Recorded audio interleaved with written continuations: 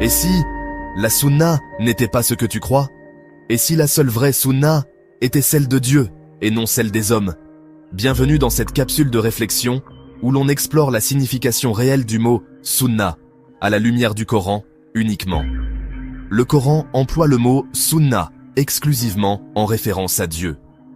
Il est dit dans sourate Al-Ahzab, verset 38, « Telle est la sunna de Dieu envers ceux qui ont vécu auparavant. » Et encore sourate Fatir, verset 43, « Tu ne trouveras aucun changement dans la sunna de Dieu. » Ici, la sunna n'est pas une coutume humaine. C'est la voie légiférée par Dieu. C'est sa méthode, son décret, son ordre irrévocable. En arabe, sana signifie établir une loi.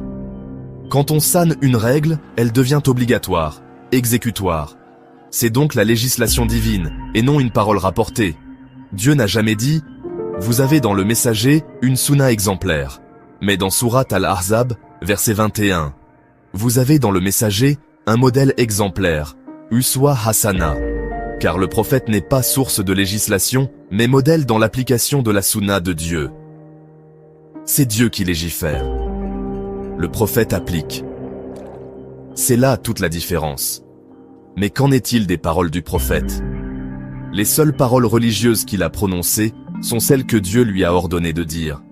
Et cela, le Coran le marque très clairement par un mot, Qol. Dit. Ce mot apparaît 332 fois. Qol. Il est Dieu, l'unique. Qol. Je ne suis qu'un avertisseur. Ces Qol sont la vraie sunna verbale du prophète. Révélée, dictée, codifiée, protégée. Tout le reste relève de l'histoire, du contexte, de l'humain. Et pourtant, certains disent, sans les hadiths, on ne saurait pas comment prier. Mais les prières, le jeûne, le pèlerinage étaient déjà connus avant l'islam, car ils venaient de la milla d'Ibrahim, que Dieu a demandé au prophète de suivre, en pur monothéiste. Suis la milla d'Ibrahim, en pur croyant. Sourate An-Nahl, verset 123. La vérité est simple. La seule sunna religieuse, c'est celle de Dieu. Le prophète, lui, est modèle et non législateur. Les seules paroles prophétiques sûres sont celles qu'on trouve dans le Coran. Alors, pourquoi abandonner la lumière du Coran pour suivre des récits humains, rapportés des siècles plus tard? Il est temps de revenir à la source, au livre, à Dieu.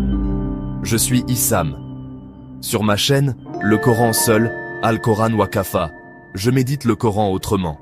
Je propose une lecture du Coran totalement différente, loin des interprétations religieuses entachées d'associationnisme